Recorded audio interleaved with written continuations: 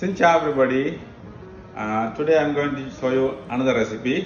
It's called choux bun and choux paste, and this is the ingredients we need.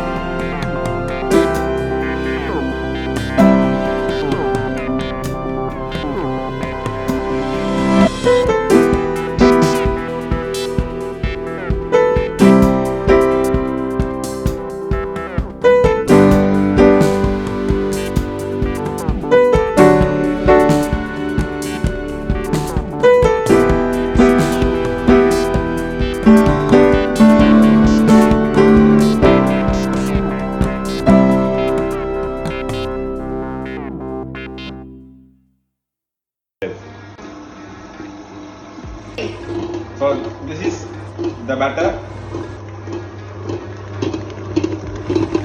After mixing finish, it's almost done. We're done here.